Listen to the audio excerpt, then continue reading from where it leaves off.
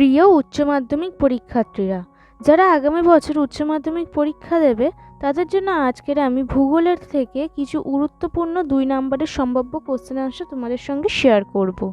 তোমরা ভালো করে এগুলো প্র্যাকটিস করবে আর মুখস্থ করে নেবে। তাহলে চলো আজকের ভিডিওটা শুরু করি। প্রথম প্রশ্ন, মৃত্তিকা পরিলেখ কাকে বলে? অনুকূল প্রাকৃতিক পরিবেশে গঠিত পরিণত মৃত্তিকার ভূপৃষ্ঠ থেকে ভূ অভ্যন্তরে আদি শিলা পর্যন্ত উলম্ব প্রস্থচ্ছেদ করলে ভূপৃষ্ঠের সমান্তরাল পর্যায়ে ক্রমিকভাবে কয়েকটি স্তর ও উপস্তর লক্ষ্য করা যায়। মৃত্তিকার এই সামগ্রিক প্রস্থচ্ছেদকে মৃত্তিকা পরিলেখ বলে। দ্বিতীয় প্রশ্ন, রৈখিক জনবসতি বলতে কী বোঝায়? যে সকল গ্রামীণ বসতি নদীর দুই তীরে বা নদীর তীরের উচ্চভূমিতে নদী বাঁধ বরাবর রাস্তা বা রেললাইন বরাবর সারিবদ্ধ বা রেখা আকারে গড়ে ওঠে তাকে রৈখিক বা দণ্ডাকৃতি জনবসতি বলে। 3 নম্বর প্রশ্ন, নিবিড় জীবিকা সত্তাভিত্তিক কৃষির ক্ষেত্রে মাথাপিছু উৎপাদন কম কেন? নিবিড় জীবিকা সত্তাভিত্তিক কৃষিতে মাথাপিছু উৎপাদন কম হওয়ার কারণগুলি হল: 1 নম্বর, অধিক জনসংখ্যা। কৃষি জমির তুলনায় জনসংখ্যা অনেক বেশি এমন দেশগুলিতে নিবিড় পদ্ধতিতে চাষাবাদ করা হয়। এই পদ্ধতিতে হেক্টর প্রতি শস্য উৎপাদন বেশি হলে মোট উৎপাদনকে যখন বিপুল জনসংখ্যা দিয়ে ভাগ করা হয় তখন মাথাপিছু উৎপাদন স্বাভাবিকভাবেই কম হয়। ক্ষুদ্রায়তন জমি। জনবহুল দেশে কৃষি জমিগুলি পৈতৃক সূত্রে ভাগ হতে হতে ছোট ভাগে পরিণত হয়। অসংখ্য আল দিয়ে এই ভাগগুলি নির্দিষ্ট করতে গিয়ে বিপুল পরিমাণে জমি নষ্ট হয়। ক্ষুদ্রায়তন জমিতে আধুনিক কৃষি প্রযুক্তির সৃষ্টি প্রয়োগ সম্ভব হয় না, ফলে মোট উৎপাদন তথা মাথাপিছু উৎপাদন কম হয়। 4 নম্বর প্রশ্ন, দ্রব্যসূচক কী? কাঁচামালের ওজন ও উৎপাদিত পণ্যের ওজনের অনুপাতকে দ্রব্যসূচক বলে। কাঁচামালের ওজনকে উৎপাদিত পণ্যের ওজন দিয়ে ভাগ করলে দ্রব্যসূচক পাওয়া যায়।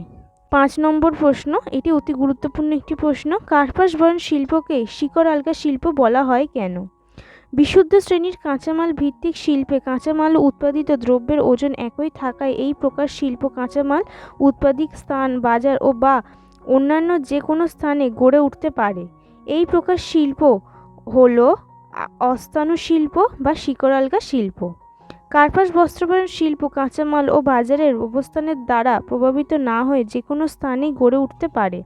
সমপরিমাণ তুলো থেকে সমপরিমাণ বস্ত্র উৎপাদিত হয়, অর্থাৎ তুলো বিশুদ্ধ কাঁচামাল, পণ্যসূচক 1।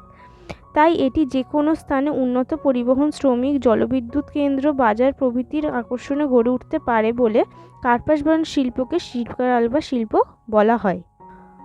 অথবা তোমরা এইটা লিখতে পারো, কার্পাস বয়ন শিল্প একটি বিশুদ্ধ কাঁচামাল ভিত্তিক শিল্প, অর্থাৎ যে কোনো পরিমাণ কার্পাস থেকে সমপরিমাণ বস্ত্র, পণ্যসূচক মান 1 পাওয়া যায়। তাই এই শিল্প স্থাপনের সুযোগ সুবিধা যেখানে যেখানে আছে, কাঁচামালের উৎপাদক অঞ্চল, বাজার, বন্দর ইত্যাদি, সেখানে এই শিল্প গড়ে উঠতে পারে। এই কারণেই কার্পাস বয়ন শিল্পকে শিকড় আলগা শিল্প বলা হয়। তোমাদের যেটা সুবিধার মনে হবে বা যেটা সহজ মনে হবে সেইটা তোমরা লিখবে। 6 নম্বর প্রশ্ন, অন্ধ উপত্যকা ও শুষ্ক উপত্যকা কাকে বলে? অন্ধ উপত্যকা কার্স্ট অঞ্চলে নদীর প্রবাহ পথে শৃঙ্খল বা সোয়ালোহোল গঠিত হলে নদীর জল তার মধ্যে দিয়ে ভূগর্ভে প্রবেশ করে, ফলে নদীটি তার মূল উপত্যকা বা মূল প্রবাহ পথটি হারিয়ে ফেলে।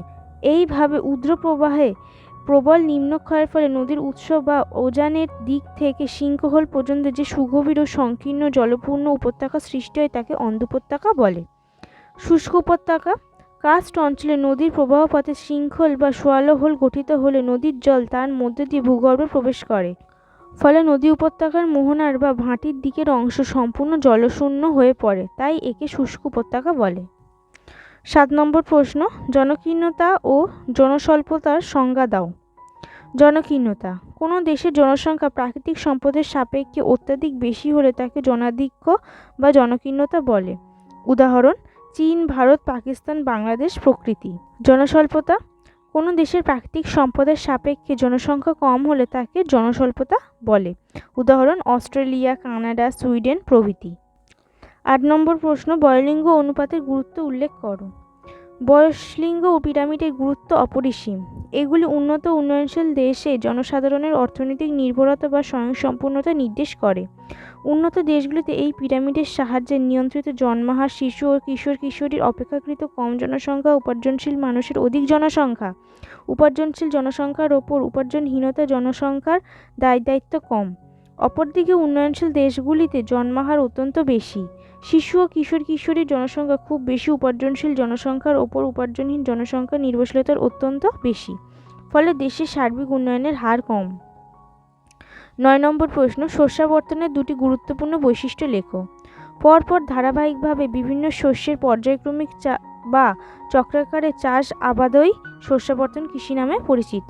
এই কৃষির দুটি গুরুত্বপূর্ণ বৈশিষ্ট্য হলো, প্রথমটি হলো উর্বরতা।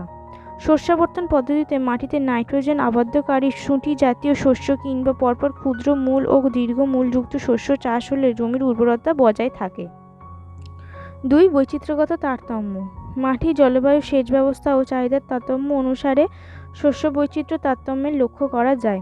তাই অঞ্চলভেদে শস্যাবর্তনের শস্য নির্বাচনে পার্থক্য ঘটে। 10 নম্বর প্রশ্ন, পেট্রোরসায়ন শিল্প বলতে কী বোঝো? অত্যাধুনিক প্রযুক্তি ও উন্নত পরিকাঠামোর দ্বারা খনিজ তেল ও প্রাকৃতিক গ্যাসকে রাসায়নিক সংশ্লেষের মাধ্যমে পরিশোধিত করে প্রাপ্ত উপজাত দ্রব্যের ন্যাপথা, ইথেন, মিথেন ইত্যাদি ওপর ভিত্তি করে যে শিল্প গড়ে ওঠে তাকে পেট্রোরসায়ন শিল্প বলে। তাহলে প্রিয় ছাত্রছাত্রীরা, আজকের এই পর্যন্তই। আবার দেখা হবে অন্য কোনো দিন অন্য কোনো বিষয়ে সাজেশান নিয়ে। ততদিন তোমরা সবাই খুব ভালো থেকো, সুস্থ থেকো। ভিডিওটি শুরু থেকে শেষ পর্যন্ত দেখার জন্য অসংখ্য ধন্যবাদ।